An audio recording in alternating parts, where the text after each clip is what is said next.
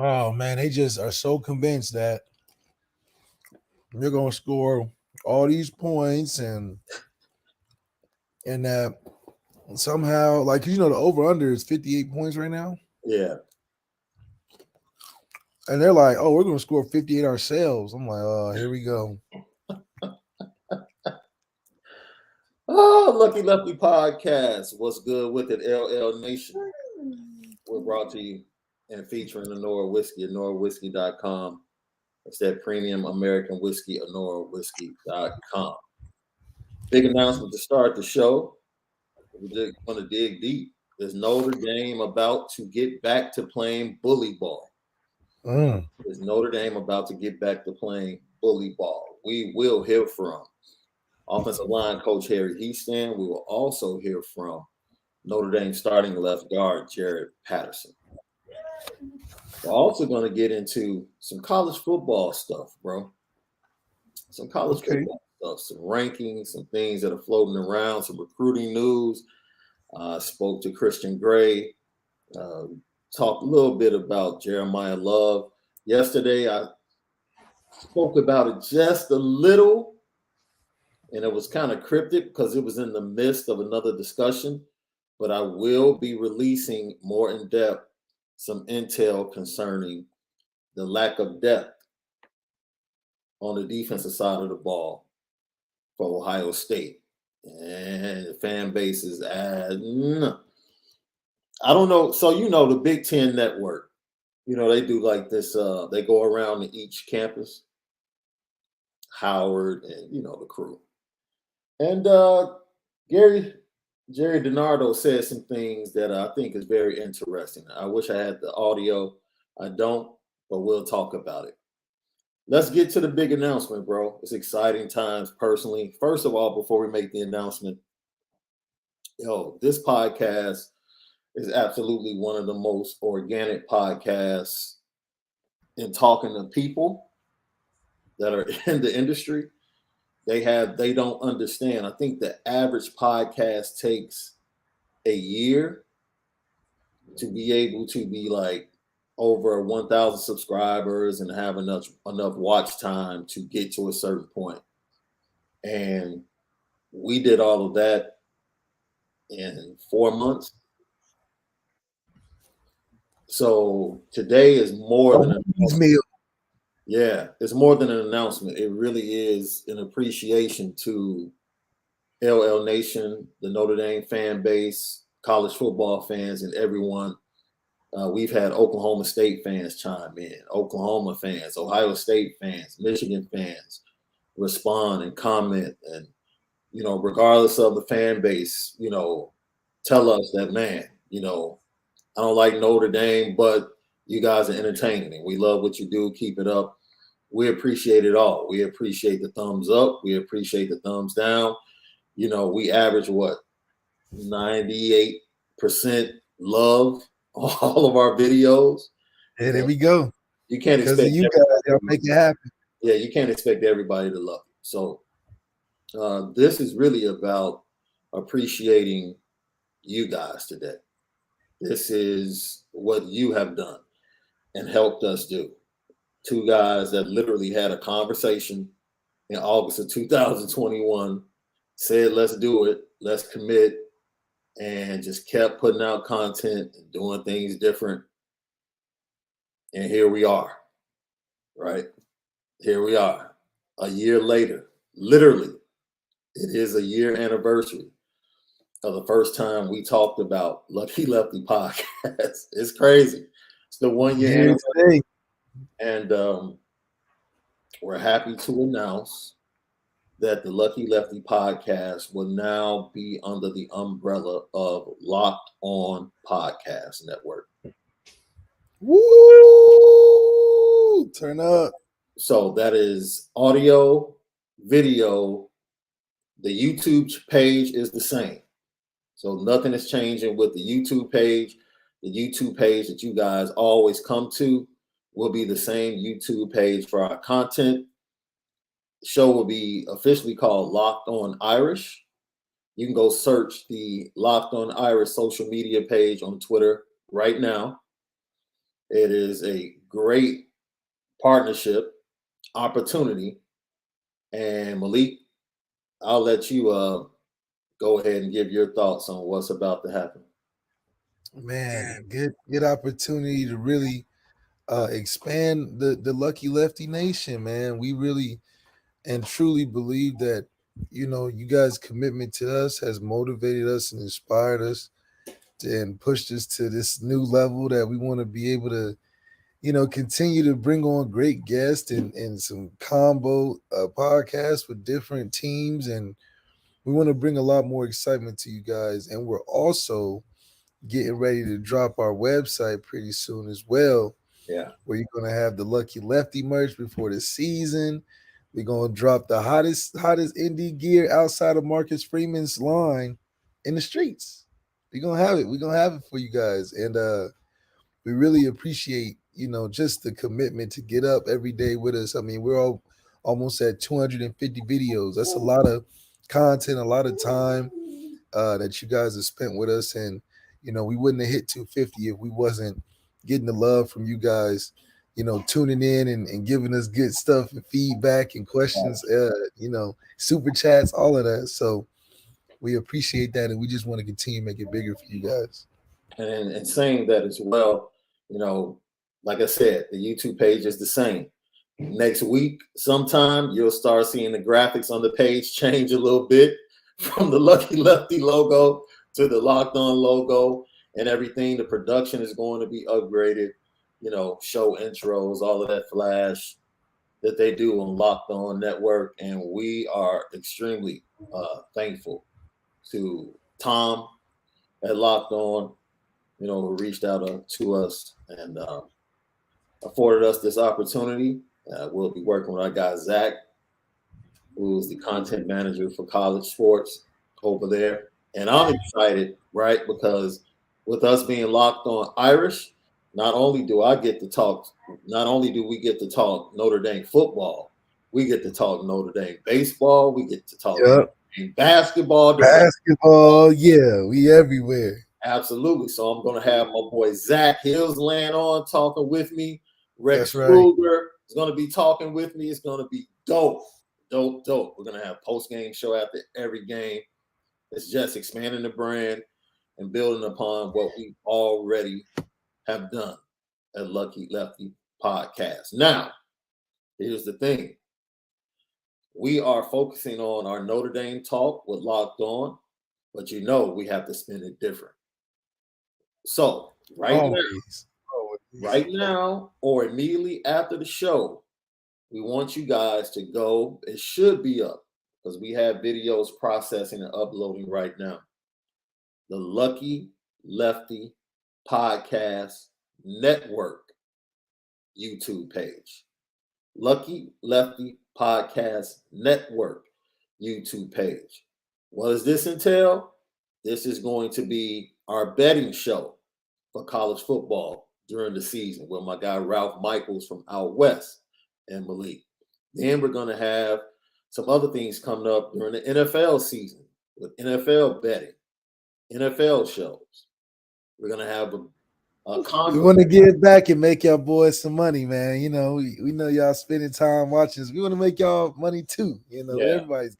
Yeah. So please, we're starting the Lucky Lefty Podcast Network page because while we're doing Notre Dame under Locked On, we still have visions of doing other things. And so we're going to have college football shows. We're going to have a Heisman Watch show each and every week. We're going to get into our own rankings, the LL rankings every week.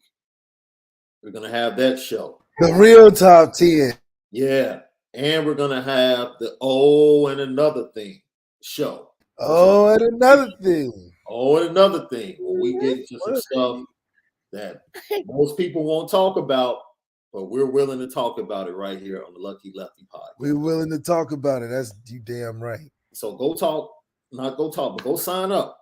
Go subscribe right now. Lucky Lefty Podcast Network. You helped us build this. We appreciate in advance you helping us build that so we can give you better content and even more content That's what we're doing. As Malik said, the website's going to be up soon. We'll launch the first wave of merchandise ahead of the Ohio State game. And I'm excited, bro. I'm excited. Right now, we don't have an official start date. I know the changes to the website probably will be, not the website, the YouTube page will begin on Monday. On Monday, you start seeing graphics change and things of that nature.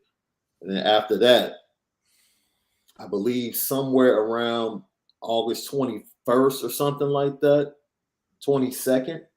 I think the 21st is a Sunday. Around August 22nd, you'll start to see, us locking in. And audio will be available on Spotify, Apple Podcasts, pretty much every audio platform. Lock in with us because we're about to show them what Notre Dame and the fan base is all about. We've been talking a lot of trash to my guy Devin down there who's locked on Horns. My guy that's over locked on Canes that we talked to. Malik has talked to some other people in the network. They talk so much about the numbers they put up. It's like, nah, you haven't seen numbers until you've seen what the Notre Dame fan base can do. So help us out. We want to be number one on the network. That's our goal. Hey, you know what's crazy? They've been wanting a Notre Dame fan base, a Notre Dame show to really come in and take over because they know can't have college sports without Notre Dame in the front. Yeah. Yeah. So no, it is not. I don't know. Locked On is expansive. College, hockey, NBA, NFL, they have everything. And I think the Fighting Irish show that they used to have was maybe they haven't had a show in like over 2 years. So yeah, we're locking in. We're locking in, and we still are the Onora boys. Don't forget it. The Onora boys T-shirt is coming. The Onora boys T-shirt is coming. We're still the Onora boys. You're still LL Nation.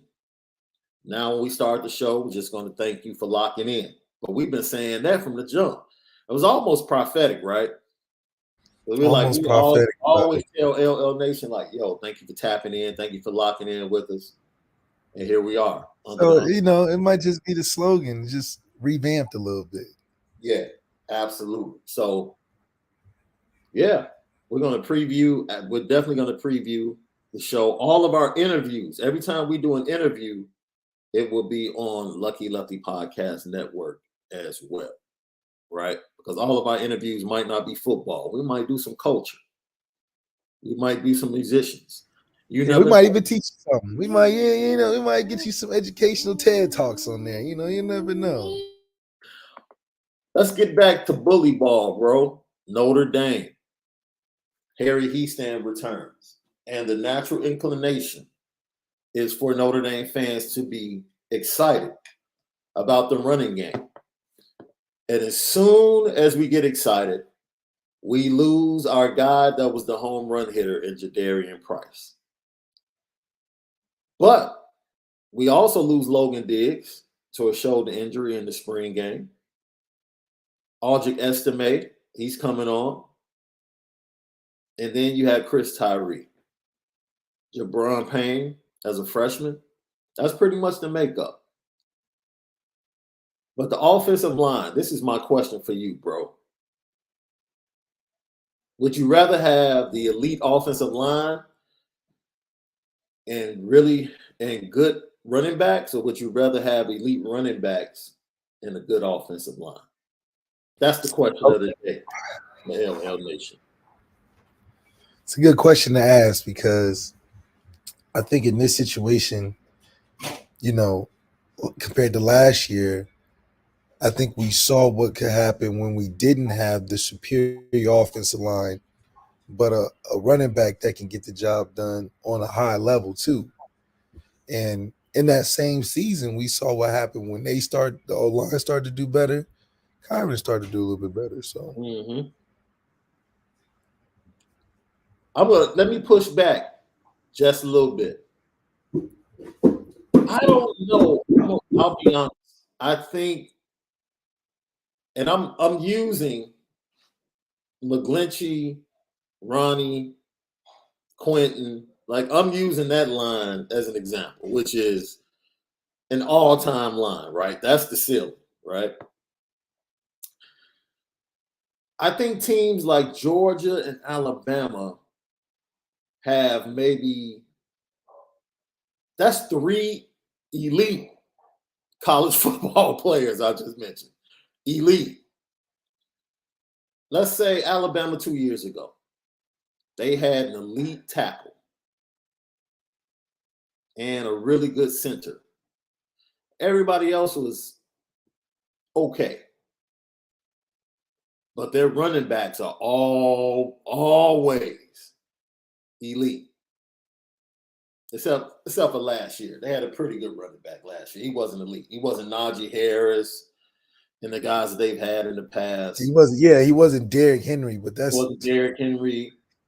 So that's why I asked the question. And I thought it was very interesting when you're trying to put together a running game. It's like, what would be the preference? Would you rather lean on the elite offensive line, or would you rather have the home run hitter? Because of what I think we're going to see in this first matchup is uh, contrasting running games. I think the elite running back is going to be on the side of Ohio State, but they have a questionable offensive line, specifically on the interior. There are some questions, and it's questions about the depth of that offensive line. You go to Notre Dame, and the Notre Dame offensive line ranking came out yesterday. They're currently ranked the second best offensive line behind Michigan's offensive line. So, elite offensive line, but I don't know if I would say that Notre Dame has an elite running back. They could. It just hasn't been proven yet. But no one's going to go into the season saying Notre Dame has an elite running back. Just so we're going to have contrasting running games facing off in this matchup against Ohio State. man, it's gonna be an exciting matchup. We know its depth is a problem because we see recruiting is a problem Mm, for Ohio State this year. So I think that for us, depth is something that hurt us last year. But this year, an abundance of depth, an abundance of young talent, guys coming back. We had so many guys coming back. We was almost thinking that they were going to hurt the team in a way coming back because they would just be taking up space. But it seems that everything is working out just right. But that O line in the trenches that we have is, like I said, trench warfare in this game is definitely leaning towards us on a heavy lean. Heavy lean. Do I think they got some good players? Of course. But they have good players compared to Big Ten. yeah, You know, they have good Big Ten compared players. We have good players in the country. So I do think we're more talented foundationally. And they just don't understand that. You know, they keep thinking we one of these teams that they're seeing that's middle of the road. yeah.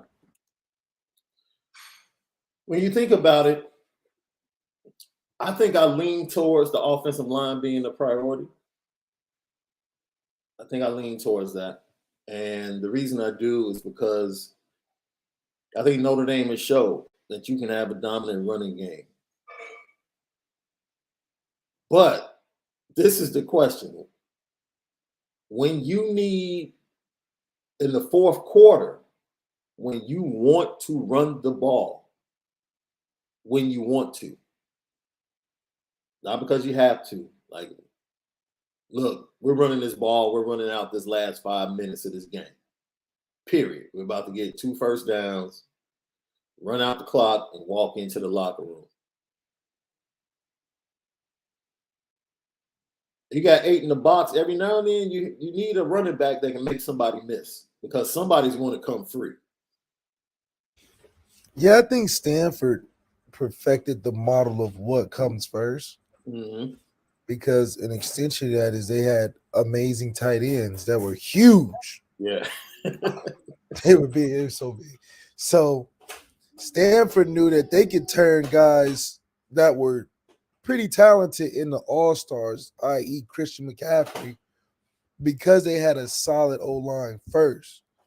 Maybe not an individual superstar O line like Notre Dame, but as a unit, You knew they was pushing the pocket, pushing down the field. And those running backs, Christian McCaffrey, Love, all the guys they had come through there were able to take those 4 minute drives and seal a game. Yeah. Because once they get to that second level, which the O line is going to do 9 times out of 10, that missing safety, missing linebacker here and there, that's on the running back, which Stanford had that 1-2 combo. Not only did they have a stable of backs, they had such a depth at O line that over the course of time, that fourth quarter, the O line still chuck it. And then that's where you see the running backs making plays late. Guys don't want to tackle towards the end. So you start to see those breakout plays that we know Christian McCaffrey for. So offensive line has proven that if you just have a solid O-line across the board, you can turn guys that were once receivers, i.e. CJ / safety, to 1,000-yard running backs getting drafted in the third round. That's what an offensive line of Harry Easton with all those all-stars can make. Mm-hmm. They made CJ a third-round running back. But when CJ came into school, he was a safety. So you can't do that with every O-line. CJ couldn't go to Iowa State and be a safety and turn into the third-round running back. That don't happen. But when you got a Hall of Fame offensive line, they can turn literally chicken shit to chicken salad. Not that CJ was chicken shit, but CJ was real. CJ was a safety. You know what I'm saying? He was an athlete. The scraps, bro. You get it. It's like any holiday. Like if you really know what you're doing, you have a lot of turkey, you have chicken left over. You turn what's left over into chicken salad, into a turkey salad to eat the rest of the week. And if you know what you're doing, it's fire. It's fire. It's fire. It's fire. I would venture to say that, look, if you evaluate the plate the day after a holiday to the plate you make on the day of the holiday, the day after plate always tastes better, bro. Always tastes better. It's something about the way it settles in the refrigerator, and then you warm that thing back up. It's all them juices get to reacting again, and it settling just other juices. Settling other juices. Because when you putting stuff away, you just throwing stuff in the Tupperware, so you get to mix of the mash and the yams maybe. Yeah. And they get to sit there and mix all night like you marinating. And then when you warm that thing up, you can't even tell which is which. You just eat it. So do you feel like the Notre Dame running game and offensive line unit has kind of been in leftover mode? Once Harry Heastand left, it had kind of been put in the refrigerator, and now Harry Heastand's about to put cleaning out the refrigerator. You know, when they reached in the back of the refrigerator after a while, they like, oh, that old mayonnaise, that was K Madden. They was like, shoot, we ain't got nothing left. We might as well use this, before we go to the store. Wait, was he Hellman's or Miracle Whip, bro? He was Miracle, man. He was Miracle, man. He was Miracle. But either way it goes. That man mayonnaise, bro. But the way, how you reach in the back, you like, I forgot about that in the back of the refrigerator. Been sitting in there all. We just had to clear the fridge. Yeah. And then what you always do when you clear the fridge? What you put in there? Put that baking soda in the back. Right. That Arm & Hammer in the back. Yeah. That Arm & Hammer, Harry Heastand. Now we can stock the fridge again. We're going to be fresh the whole time. We ain't getting stale. You see what I'm saying? Shout out to Josh Buffo for locking in, tapping in with us. Lucky Lefty podcast, talking offensive line and Notre Dame returning back to bully ball under Harry Heastand. Harry Heastand is taking the O-line and the running game out of the refrigerator for being on leftover mode, and he's ready to put them back in bully ball mode going into the September 3rd matchup against Ohio State. So Harry Heastand, he met with the media. And we love Harry. And the first question, of course, why the change? Why Jared Patterson, the guard, and Zeke Correll, the center? Harry Heastand had this to say. I'd like to establish a starting unit. At some point, there's a starting unit got established, and through the spring practice and our evaluation of spring, these are the 5 guys that we feel like give us our best opportunity to have success. And then Everybody else is competing to play, learning how to play. Some play multiple positions, some play one. Some of them, that's something that they can, they're confident doing. Other guys need to stay in the same spot so they can have some improvement gradually. Other guys can handle position switches. So that's really an individual thing. We try to give guys opportunities where they can have success. So it was all about evaluation in the spring. And remember, Jared Patterson was injured early in the spring. And it was really the emergence of Zeke Correll that kind of forced this. And I watched Zeke Correll's first start. Remember that North Carolina game? And everyone was worried when we went to North Carolina in 2020. And Jared Patterson had hurt his foot. And Zeke Correll came in, and that was his first start for Jared Patterson. And they were worried about his ability to handle the line calls and everything. And at that point in time, Zeke Correll was much smaller. He was much smaller, yeah. Much smaller. And he handled himself quite well, right? He did. He handled himself quite well in that situation, replacing a guy that was considered one of the best centers in the nation. So, and you know what's interesting too is the fact that not only did he handle himself well, he handled himself well in a good game. Right. Big time game. This wasn't a 12 o'clock Georgia Tech third game of the season. This was a primetime game. First round guys are in the building. We supposed to win and all, but it's gonna be some spotlight going on. Millions of people watching, and you perform, and that's what Notre Dame offers, and why there's a boost in playing early there. Yeah, it's because you getting the pressure right away. You're not getting no intro into a smooth, whatever. You're gonna be in front of the spotlight, a late night game, prime time, where you gotta anticipate the game. You watching everybody play before you. You like, man, it's getting late now. So you try to stay awake. You drinking coffee here and there. You trying to stay active. There's a lot that goes on in terms of playing when you're young at Notre Dame, outside of just getting out there. Yeah, it's crazy that you talk about that, because I want to bring in this comment here from our guy Brian Dimbo. Harry wasn't taking no itch off those reporters yet. If you go watch the full interview, Harry had the shortest interview from any positional coach all fall camp. He got the Belichick. His whole thing is he going there with strategy. He go in there. He asked himself what the media would ask him before he go in there. Yeah. So he got prepared responses. If you outside of the prepared responses, I got to keep it short with you, because he think that he know they trying to make news, not take news. Yeah. So, like I said, he is pretty much like, look, man, I said what I said. Next. It's funny because they were just like, they wanted to focus on the change. And it seemed like they were asking, like, was it anything bad? Or it's like, no. Like, we want the best 5 guys on the field. That's how you put together an offensive line. He went on to say in that clip, as far as the other players are playing multiple positions. They're hybrids. Other guys are strictly a guard or a tackle, and they're staying at that position. That's evaluation. That's how you put together an offensive line. Yes, you have to have swing guys, at least 2 to 3 on an offensive line. They can go from guard to tackle. That can rotate any position. Absolutely. Absolutely. And that helps out when you like Patterson, like Jared Patterson, as great as he's been accoladed and awarded, he's played everywhere. The rumor was early in spring that they were going to move him to right tackle and move your guy inside the right guard. Now, that would have been a crazy combination on the right side. Yeah. That would have been a crazy combination on the right side. But Blake would probably be better at guard for right now. Yeah. But Blake Fisher has been Blake Fisher is watching him in person, bro. He is Q-like.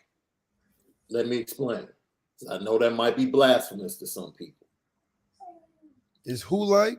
He's Q-like. Let me just explain.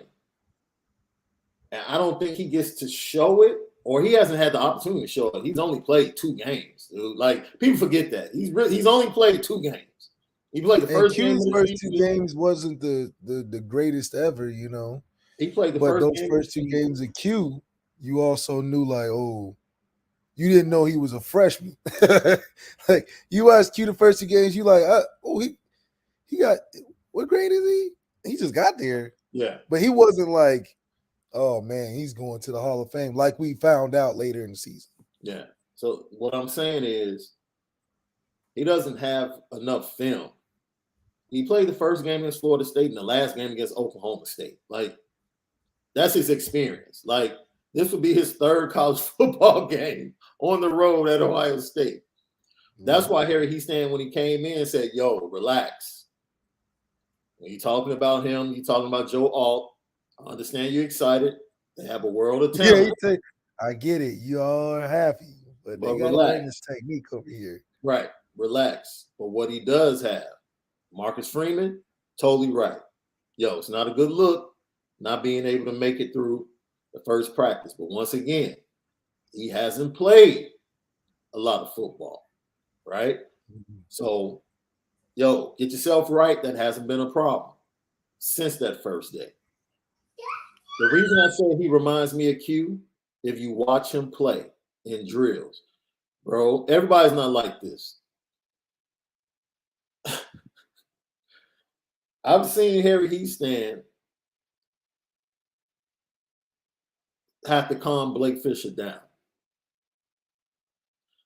because he has a switch. He's a really nice kid. Like, I've had the opportunity to sit across from him and be blessed enough to like have a conversation in the barbershop. You know, it was quick. It was like head nod, what's up, Blake?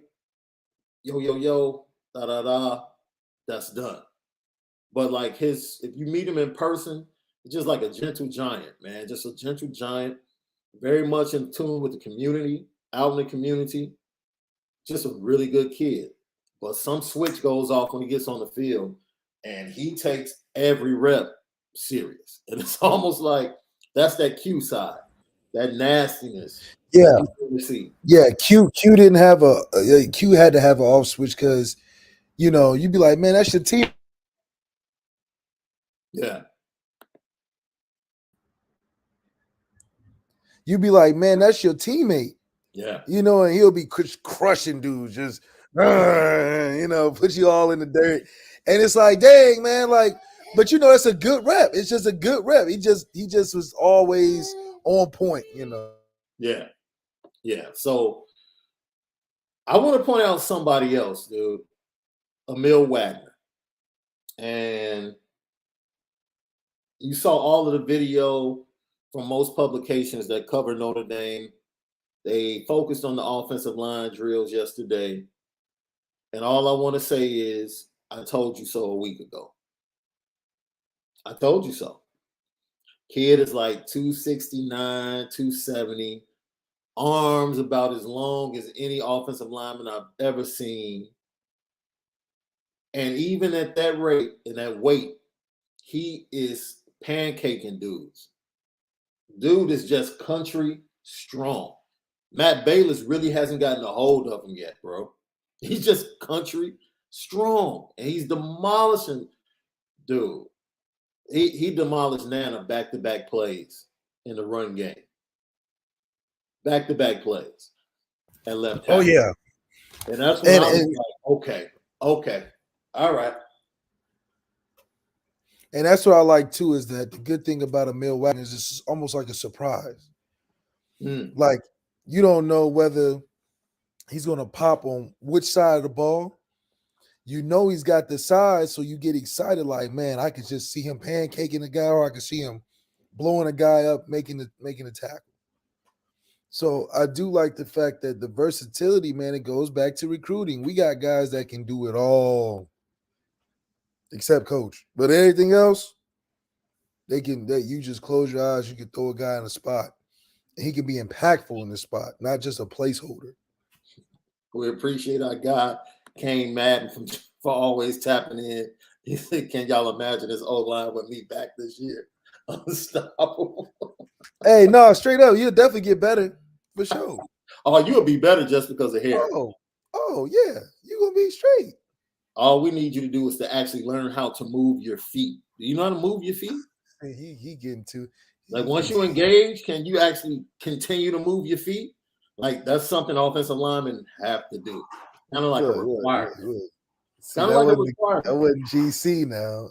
Maybe we need to send you, Kane. Maybe we need to send you to some dance classes. To keep your feet moving. Keep your light on your feet. I don't know. We want you to get that look on the next level now. Want you to get that look for sure. But you will get better coming back, no doubt. Joe Long. He's responding to Anthony. I think Harry Heastan wants to, as Shaun said, he wants to keep guards, and tackles. No, that's not what. Let me reiterate. What Harry Heastan was letting the media know is that there are some guys that are hybrids and they practice at multiple positions. That's not something that's for everybody. No. The question was asked, is that something you're doing? Kind of like when I said what they were doing with the linebackers. We talked about the defense and can they be a top 10 defense in the other show? And we were talking about how Laurinaitis and Al Golden have all of them playing different situations. Like this snap, you go play Rover. This snap, you go play Will. This snap, you go play Mike.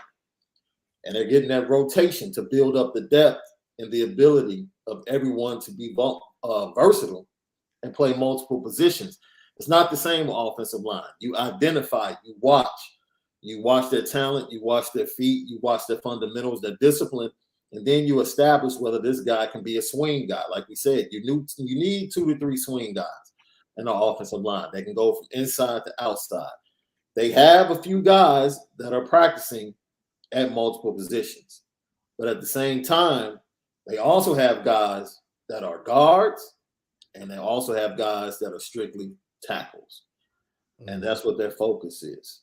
So, I just wanted to clarify that and make sure. Yeah, camp is going to be – this is what makes camp so fun and so tough at the same time. Yeah. You really got to evaluate these guys, and you got to get guys rotated in different spots and get the film looked at. And then out of all of that time, pop out the 5 best. So it's definitely a process, which Heastan understands, which when you explain to the media, they got all these underlying questions about, things that at this point, he's got a lot to look at if he's truly trying to do it the right way. Yeah, so speaking of that, the main guy that was at the center of all of this shuffling going back to the spring was Jared Patterson. He met with the media and talked about how the transition has been for him. It's been pretty smooth this summer, every day after lifts, after runs in the afternoons and Saturdays, just get together, do drills like 45 minutes to an hour, just working basic fundamentals and just building that foundation. And throughout this camp, just keep building upon that and just getting more and more consistent every day. That's the biggest focus I have for myself right now. You love to hear that. A guy putting in 45 to an hour after on fundamental technique, all of that stuff that's going to make him a better player. And that's leadership. That's what you want from your leader. That's willing to say, I'll sacrifice whatever. Like, I know I can get to the league possibly in the first round playing center. But if you need me to play guard, it's going to make us better as a unit, I'll do it. You love hearing that from the leader of your offensive line. Yeah, selfless guy, a guy that really believes in what they got cooking, because you can only do so many versatile things if you are bought into what's going on. And for a guy to be as elite as he was at the center position, to not have the ego to be like, I'm not leaving this spot, I'm All-American center, I think it shows his commitment to the guys around him, but doing that also shows that he's going to be a better player, a great guy that at any point can be plugged in at the next level in any position and be productive, because he's been competing on a high level, doing different positions, being productive. So it's more of why we say we have the strongest foundational offensive line in the country, along with the coach. And Ohio State's in trouble, man. Ohio State's in trouble because I can't even name two or three O linemen over there, and that says a lot because I'll be trying to look. So in 2021, Notre Dame 452 carries. This is including sacks on the quarterbacks or rushes by the quarterbacks. 452 carries for 1,869 yards. That's 4.1 on the average with 23 touchdowns with a long of 91 from Kyron Williams against North Carolina. Kyron Williams had 1,002 yards on 204 carries, right at about 5 yards, 4.9. You know what? I'm going to ask you this, especially with Chris Tyree looking like he's ready to take that next step. Give me the minimum Chris Tyree needs to gain, or that you think he'll gain. Per game? No, just total yards for the season. He should be in the 1,500 range. Yeah. That's all purpose. So that's including a couple touchdowns, special teams. That includes a couple of one or two big games where you get over 100 yards all purpose. I hope they use him more as a receiver in some of those situations. 1,500 yards will put him in a really good spot because it shows that he was used in a lot of different ways because he has the talent that you just can't.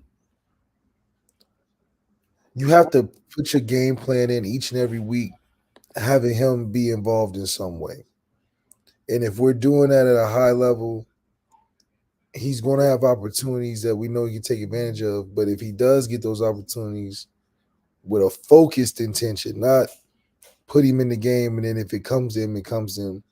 A focused intention where we're putting him in on situational kickoffs, putting him on punts, putting him in the red zone, from a production value. He's experienced, he's veteran.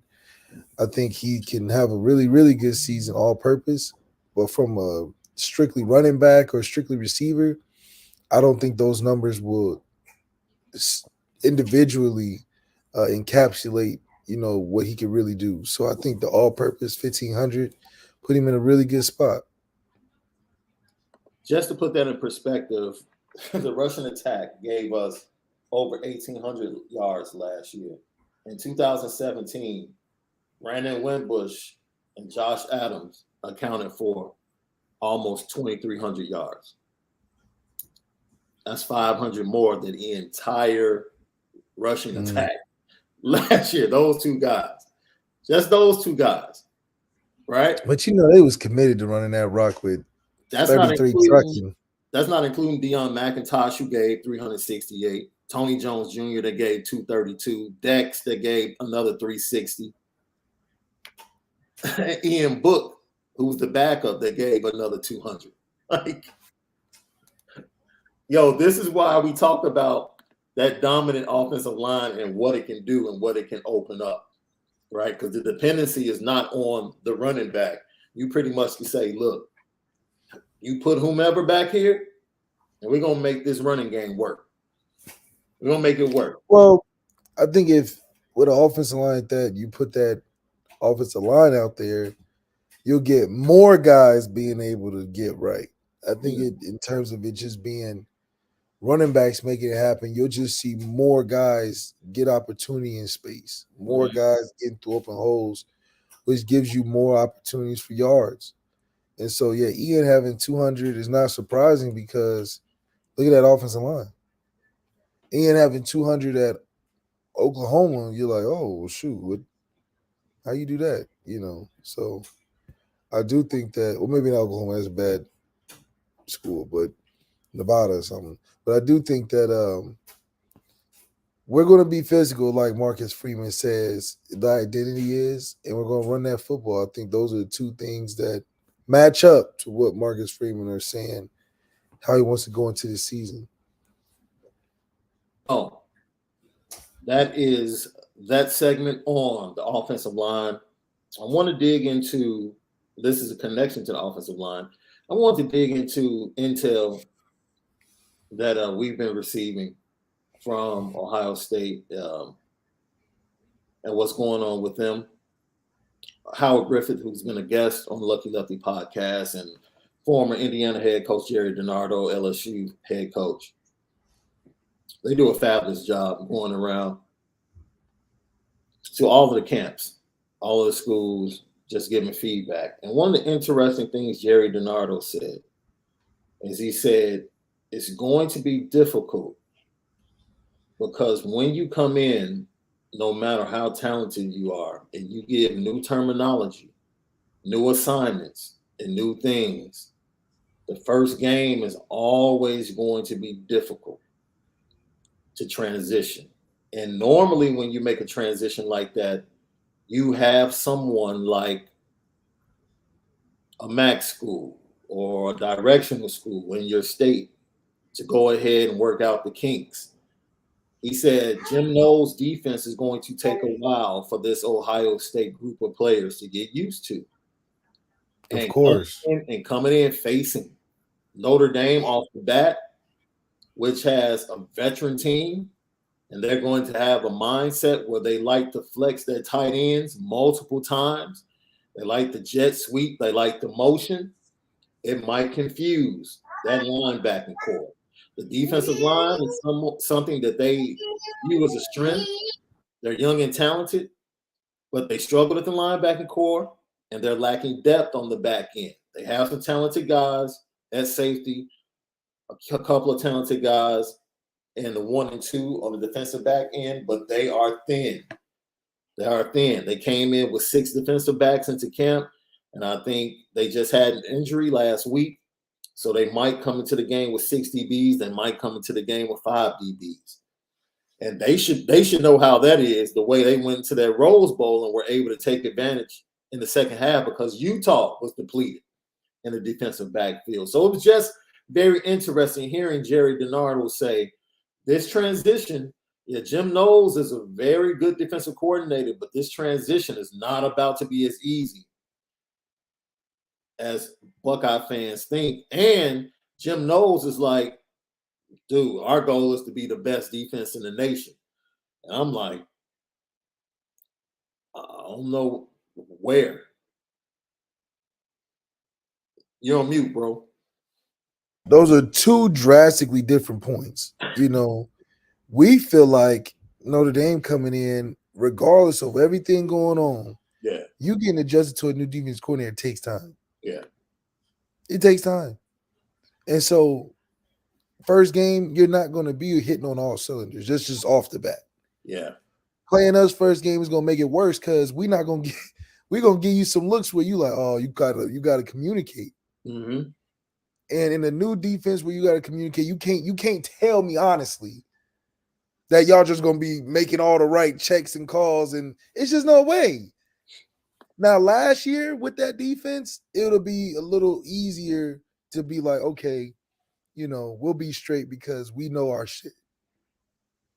This year, you questioning it, and then you going against a guy that's going to give you a lot of stuff to look at. Yeah. We're going against really good players. So this is a concoction where Ohio State fans will be highly upset because their expectations is not the same expectation Ohio State is going with. Right. You got defense coordinators talking about we want to be the best defense ever with a whole new group of guys. So right there, you already know in practice he's going crazy. Right. Why are you not getting this right? You just got there. What do you mean? So that's a huge advantage for us because, with Al Golden, what did he say? He said, look, we just going to take a couple things, tweak it here. And he could have easily came in and be like, I'm Super Bowl, da-da-da-da-da. Let me tell you what to do. He said, I like what Marcus Freeman got. I don't want to mess it up. I just want to boop, boop, boop, boop, boop. And that's why I feel as though from a staff top to bottom, we got him. Yeah. What George Bush said, he walked in there and said, we got him. We got him. I think we got him. That's psychological. None now we go out there, they got to play and all that. Yeah. But we know that on the notes. You know, I have to take notes when you studying and you read and you see on chapter 6 some info that you think may be on the test, so you write it down. We know that's going to be on the test. Yeah. Communication problems is going to be defensively issue for Ohio State. Yeah. So you can't think y'all finna be going in there and shutting us down too much. I mean, come on now. Like, y'all got to give us something. We give y'all the passing and the flashy receivers and the first-round quarterback. We give y'all that. But give us something, Ohio State fans. Like, come on now. Y'all just not cleaning house all together. We still top 3 team in the country. I just thought it was an interesting, because the whole segment, they're in Columbus. Joshua Perry's on the staff. He's talking with Howard. Joshua Perry played at Ohio State. So, of course, his POV, what it's going to be. Howard was dealing with the offense side of the ball. He's talking to C.J. Stroud. He's talking about the wide receivers. And even Howard said, the interior of the offensive line, from a depth standpoint, is a problem. But if they can hold up, this is going to be the number 1 offense in America. I don't have a problem with that. That's not hard to figure out. Like, dude. Yeah, if you can block for 5 seconds with the guys you got, come on, bro. Come on. C.J. Stroud. You're printing touchdowns. What are you talking C.J. about? Stroud completed 72% of his passes and threw 46 touchdowns. It's like, dude, we know what that offense is all about. But there are 3 phases to a game, and it's 4 quarters and 60 minutes. And nobody want to talk about their defense. They just say, "Oh, we got some stars over there." They don't want to really. We get into the nitty-gritty and breaking down what we really have. We ain't talking not one time about stars. We was like, okay, in practice, they like this, they want to do this, they compete well. He's gonna have to get better on this. But Ohio State says we just gonna roll out guys and say we first round because that's what we've been putting out. But they don't really want to talk about the fact that Ohio State secondary may be worse than ours, and we didn't have a great one last year. They may have to make up more of a gap than we do. With Brandon Joseph coming over, that's a psychological factor. I had to play his highlight against Ohio State a couple times for some fans talking crazy. I said, how can y'all talk so crazy when we got the guy that did this to you? And I was against Justin Fields, your quarterback over there in Chicago. So I'm like, he remembers. That's not my quarterback, bro. But go ahead. He said, don't put him on me, man. Don't put him on me. But anyway, and we have Cam Hart. Yeah. So if anything, we got 2 potential first rounders. So it's not like you going against, some scrubs that just got put on yesterday. We got guys that are serious. Guys that got experience against y'all specifically. So I think that with all that being included, there's a lot of things that are in play. We got 2 of your linebackers as coaches. One is the head coach. We got your AD. We gave him, we gave y'all AD. So without us, y'all really wouldn't have had nothing. Yeah. Y'all wouldn't have had no Urban, no Trust, none of that. So what? It's like on every cylinder, we have a slight to huge advantage except the passing game. But it's a little big thing, but it's still little. Yeah. Look, man, I just wanted to point out that everything, because everything is not peaches and cream with Notre Dame. It's not. We objectively talk about everything that's a positive going into this game and everything that's a question mark. And the biggest question mark about us is we don't know what it's going to look like. And we invite every fan base to come on to Lucky Lefty Podcast. Partake of the conversation. Talk to LL Nation. But when you do it, don't puff your chest out. Don't puff your chest out like you're perfect. No. No. It's like they sit in a room and fart and just smell each other's farts all day. That's nasty.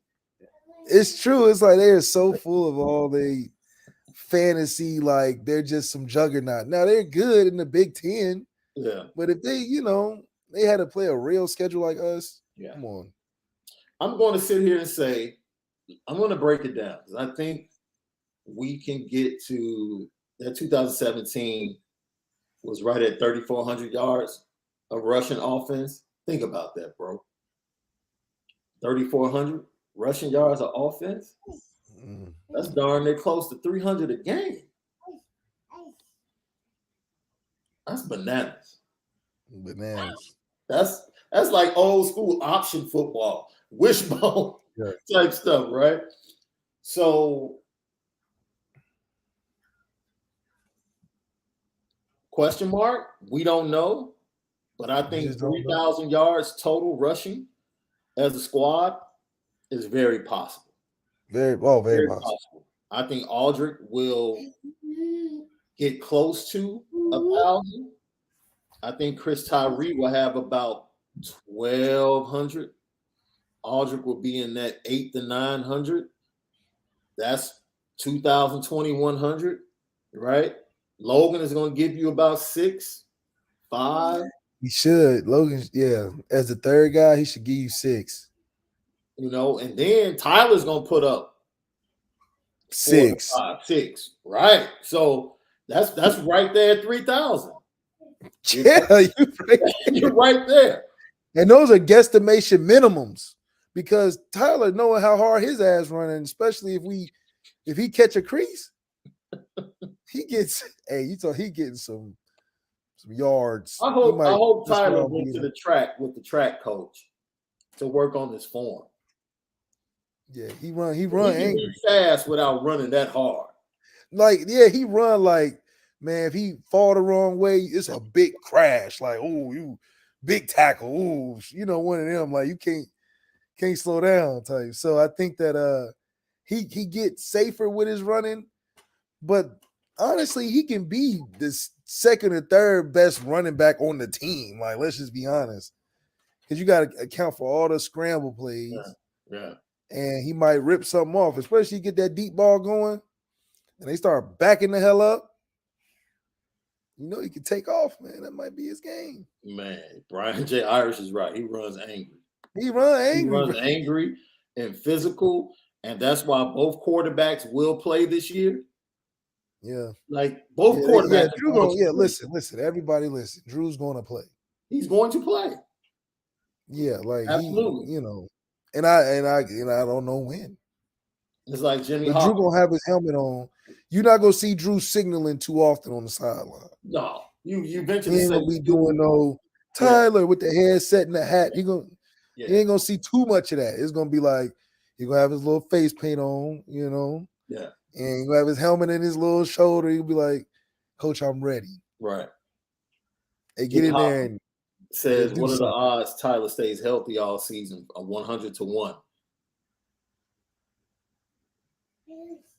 Dude, 50% chance he stays healthy all season. Yeah. All season? 75% chance. You say 75? I say 50. Oh, I'm sorry. Because the question was 25% chance. Yeah, because come on, you got hurt twice as a backup. Were you missing weeks being unavailable as a backup? Playing 10% of the game, 30% of the game. So if my math is mathing, your math it's just the probability. Yeah, it's slim. Now, if he go out there and change his game up because he gotta realize I gotta survive the whole game. Yeah. Then I'll put it at 50-50. But his running style just too aggressive. This is a great question from Nathan Lytle. Should I go watch Bronte Johnson or Mylan Graham tonight? Both 24 recruits for Notre Dame. Look, go watch Mylan. The dude is he's different. Bronte, extremely fast. Really, really good safety. But Mylan, He's just different. Like that's the type of person you go, pay your $4 and grab you some Swedish fish, from the concession stands at a high school game and enjoy the show he puts on. My vote is for Malik. But you can't go wrong with either one, like Nathan. You can't go wrong with either one. All right. Jeremiah Love, getting ready to make a decision. I tapped in with sources close to him that say, he knows what's up. He knows what's up. That's right. It's basically Texas A&M and Notre Dame right now. Money or longevity. There you go. And, if he continues to come, we get him. We get Ryan Wingo. We're going to have to start calling these dudes the St. Lunatics down in South Bend. Ooh, he got the name ready. They can have their own group. The St. Lunatics. Don't forget about my dog Pimba now. Oh, I forgot about him now. Another St. Louis product that we might get. Yeah, that pipeline. We already got Christian Gray. Yeah. We already put out Kyron Williams. I mean, hey, it's pipeline. Yeah. The unsuspecting pipeline, because them some good ass players. Yeah. Get the Nelly GIF out from down, baby. Your street in the Range Rover. What was your favorite Nelly song, man? Did you think Nelly was corny when he first came out? Yeah. Like nursery rhyme type stuff? Yeah, with the image, I couldn't get behind it. Because, and then you realize that he's really short for real. So you just like, oh. That's what make it corny. Now, if he was like 6'5", okay. But you short and you doing all that, you like, oh. Hey, let me tell you something.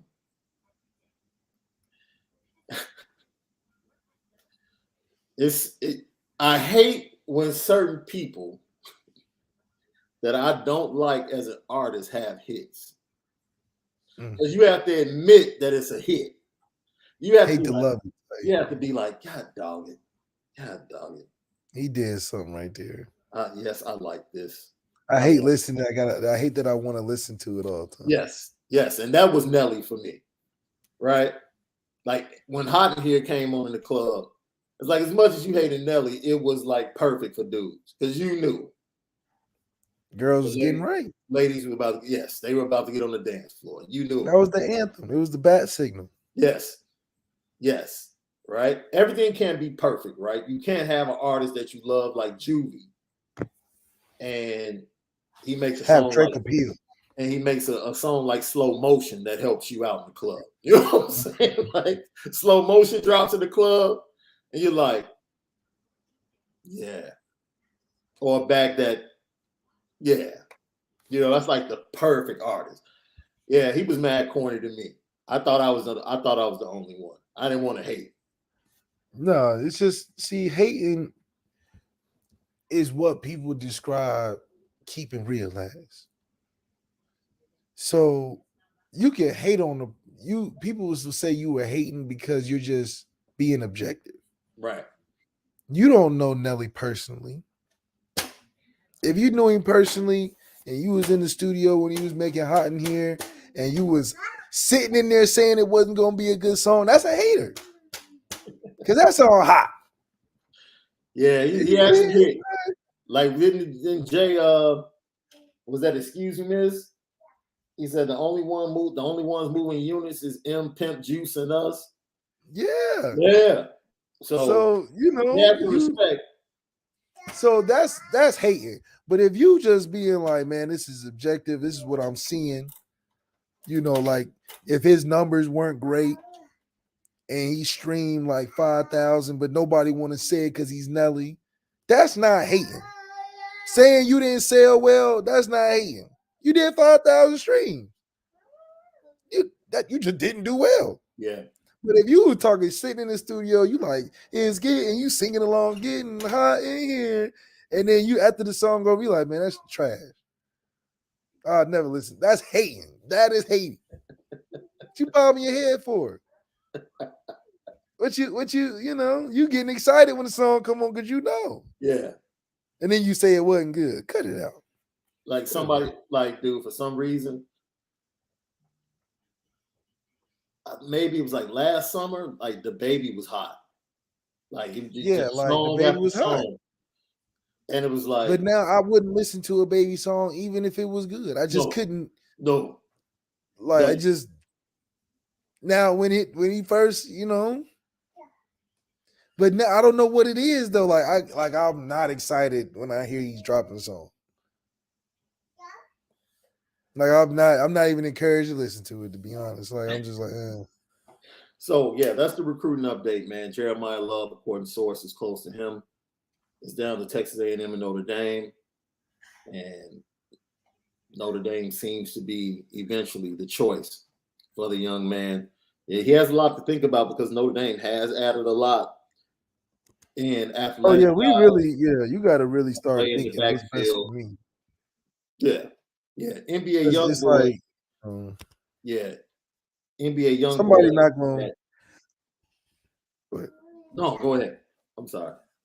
I think that because of where things are going, somebody gonna leave or naturally. You know what I'm saying? Like naturally, it's gonna naturally happen. Because getting guys that's stacking in there now, you can't keep recruiting guys like Tyson Ford, and Tyson Ford ain't even play yet.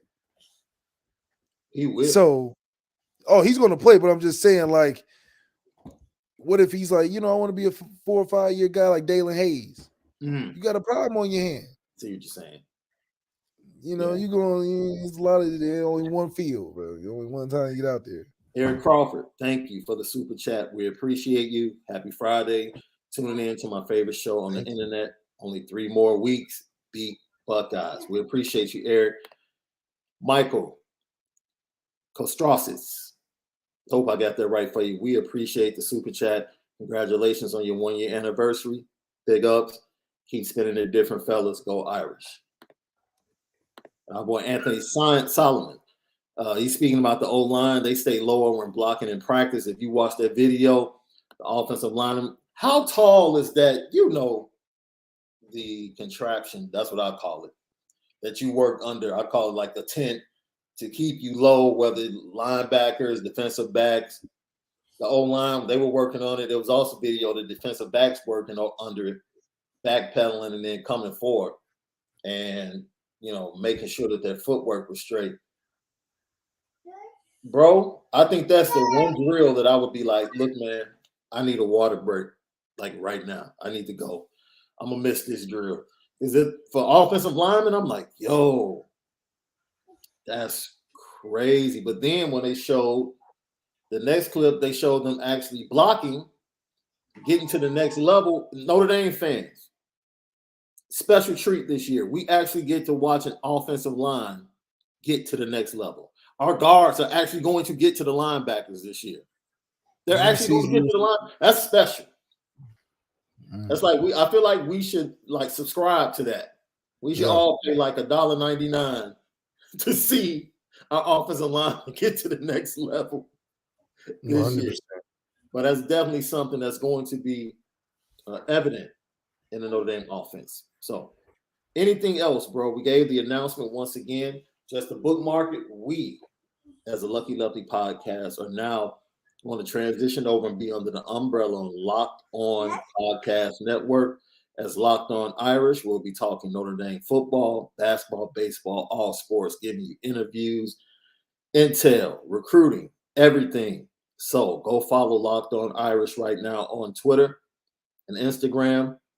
Follow Locked On Podcast Network and lock in with us. It will be the same YouTube page, so you guys won't have to go anywhere. You are subscribed already to the Lucky Lefty podcast. You are already subscribed to Locked On Irish. Things are going to be dope. They're about to get even doper, and we're going to keep spinning it different.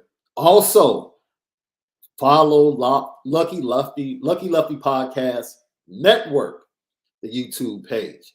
We'll be putting together other shows surrounding college football, the NFL, and culture and music as well.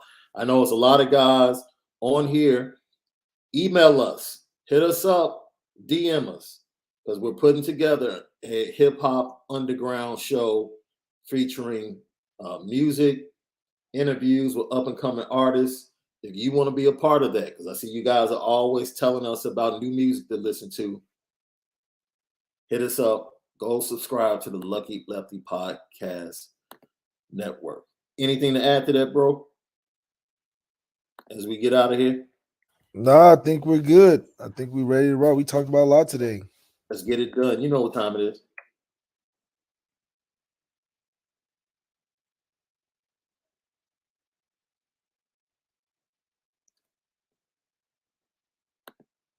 Yo, did that hit? No, I didn't hit on my end. I don't know what's going on. That was good anticipation, though. Shit.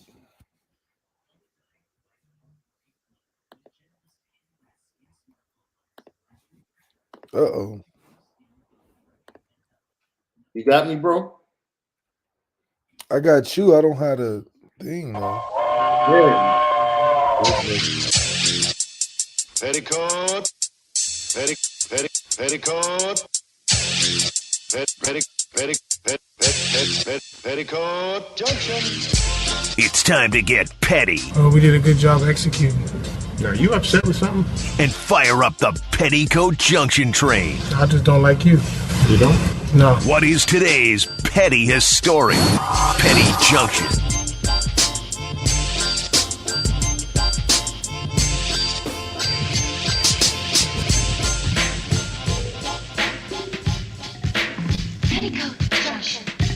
That's right. Petty Junction, Petty Stories of the Day, brought to you by Onora Whisky, OnoraWhisky.com. That premium American whiskey, OnoraWhisky.com. The game goes on the Petty train. Dropped a new album, and the dude actually has a 6-minute diss to Eminem for what?